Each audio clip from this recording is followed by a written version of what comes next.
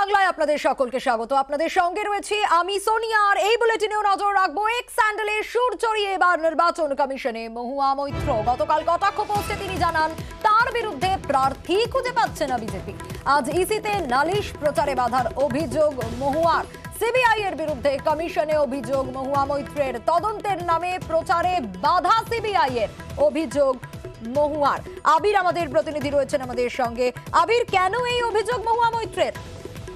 দেখো, ভোটের আগেই মহুয়া মৈত্রের বিরুদ্ধে সক্রিয় হয়েছে কেন্দ্রীয় এজেন্সি সিবিআই এবং ঘুষকাণ্ডে লোকপালের যে নির্দেশ, সেই নির্দেশের পরিপ্রেক্ষিতে গতকাল তার কলকাতার ফ্ল্যাট, কৃষ্ণনগরের কার্যালয়, করিমপুরের বাড়ি, নির্বাচনী কার্যালয় কৃষ্ণনগরে অপর একটি, সেখানে তল্লাশি চালিয়েছে তদন্তকারীরা। মহুয়া এরই পরিপ্রেক্ষিতে নির্বাচন কমিশনকে একটি চিঠি দিয়েছেন এবং সেখানে তিনি উল্লেখ করেছেন যে তল্লাশি সেরে খালি হাতে ফিরতে হচ্ছে যারা তদন্তকারী অফিসাররা যারা এসেছিলেন তার বাড়িতে এবং নির্বাচনী দপ্তরে নম্রভাবেই তল্লাশি চলেছে, কিন্তু কিছুই পাওয়া যায়নি। কিন্তু যে সময়ে তল্লাশি করা হচ্ছে তখন তিনি তৃণমূল কংগ্রেসের প্রার্থী কৃষ্ণনগরের মতো লোকসভা আসনে আসলে তার প্রচার কাজে বাধা দেওয়ার জন্যই, তাকে ভোটের সময় বিব্রত করার জন্যই সেখানে তার বাড়িতে তল্লাশি করা হয়েছে।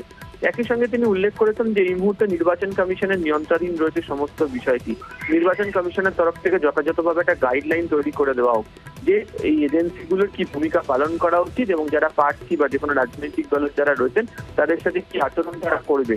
ফলে কেন্দ্রীয় এজেন্সির ভূমিকা নিয়ে সরব হতে দেখা গেছে হচ্ছে মহুয়াকে, এবং তিনি চিঠিতে উল্লেখও করেছেন যে কেন্দ্রীয় এজেন্সি কাউকে একটা খুশি করার জন্য এই ঘটনাটি ঘটিয়েছে।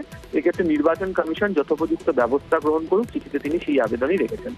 বেশ, আবির সঙ্গে থাকো, নজর রাখবো একটা বক্তব্যের দিকে, কারণ এবার কি তবে মহুয়া মৈত্র কৃষ্ণনগরের তৃণমূল প্রার্থীর গ্রেপ্তারের আশঙ্কা করছেন খোদ কুণাল ঘোষ। লোকপালের নির্দেশে সিবিআই ভোটের মধ্যেই যেভাবে তৎপরতা দেখাচ্ছে তাতেই গ্রেপ্তারের আশঙ্কা। মহুয়া মৈত্রকে যদি অ্যারেস্টও করে, মহুয়া মৈত্র জেল থেকে প্রতিদ্বন্দ্বিতা করবেন এবং জিতবেন। এটা একটা চক্রান্ত চলছে মহুয়ার বিরুদ্ধে। যেহেতু লোকসভায় প্রধানমন্ত্রী বিজেপি জড়িয়ে দুর্নীতির অভিযোগ সামনে এনেছিলেন, সেই জন্য মহুয়াকে এইভাবে টার্গেট করা হয়েছে। এরপরে পরিকল্পিতভাবে সিবিআই লেলিয়ে দেওয়া হয়েছে। মহুয়ার বিরুদ্ধে যদি চক্রান্ত আরো তীব্র হয়, যদি অ্যারেস্টও হয়, মহুয়া মৈত্র জেল থেকে ভোট লড়বেন এবং তিনি এই ভোটে কৃষ্ণনগর থেকে জিতবেন। আবারও আবিরের কাছে ফিরবো। আবির, তবে কি এবার গ্রেপ্তারের আশঙ্কা? দেখো, বিজেপি বিরোধী রাজনৈতিক দলগুলো ইতিমধ্যে আশঙ্কা প্রকাশ করছে যে এজেন্সি দিয়ে কোনোটা সমস্যা তৈরি করা হতে পারে। বিভিন্ন জায়গাতে এজেন্সি দিয়ে তল্লাশি চালানোর নাম করে যারা নেতা নেত্রী রয়েছেন বিরোধী দলে তাদেরকে সমস্যার মুখে ফেলার চেষ্টা করা হচ্ছে। এরই প্রেক্ষিতে তৃণমূল কংগ্রেসের অন্দর মহুয়ার বাড়িতে যে ধরনের তল্লাশি হয়েছে, তার অফিসে তল্লাশি হয়েছে, গোটা বিষয়টিকে নিয়ে তারাও সেই আশঙ্কা করছেন। এবং কৃষ্ণনগর লোকসভা আসন অত্যন্ত নজর কাড়া, এবং তুমি জানো যে 2019-এ মহুয়া মৈত্র, অনেকেই বলেন যে তার ব্যক্তিগত ক্যারিশমাতেই আসন তৃণমূল কংগ্রেস জয়লাভ করে, এবং 21-এও অন্তত কৃষ্ণনগর লোকসভার মধ্যে থাকা আসনগুলোতে তৃণমূল কংগ্রেসের ফল ভালো হয়। এবং বিজেপি এবারে কৃষ্ণনগর লোকসভা আসন নিয়ে কার্যত চ্যালেঞ্জ তুলে দিয়েছে, এবং ইতিমধ্যেই তুমি জানো সেখানে গিয়ে মোদী সভা পর্যন্ত করে এসেছেন। ফলে অবশ্যই তৃণমূল কংগ্রেসের অন্দরে কেজরিওয়ালের গোটা ঘটনা হওয়ার পর মহুয়ার বাড়িতে যেভাবে সিবিআই তল্লাশি হয়েছে, তার অফিসে তল্লাশি হয়েছে, তা নিয়ে অবশ্যই এটা গ্রেপ্তারির আশঙ্কা তারা করছেন। বেশ, ধন্যবাদ আবির। মহুয়া মৈত্রের পাশে দাঁড়িয়ে ঝোড়ো ব্যাটিং অধীর রঞ্জন চৌধুরীর। এটা একটা রাজনৈতিক প্রতিহিংসা চরিতার্থ করার জন্য করছে। লোকপালকে দিয়ে এরকমভাবে সিবিআই তদন্তের নির্দেশ, এটা একটা বড় অপ্রত্যাশিত, অভূতপূর্ব।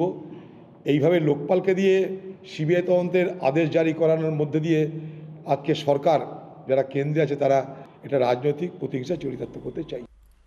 পুরো বিষয়ে কি বলছেন সুকান্ত মজুমদার, শুনুন।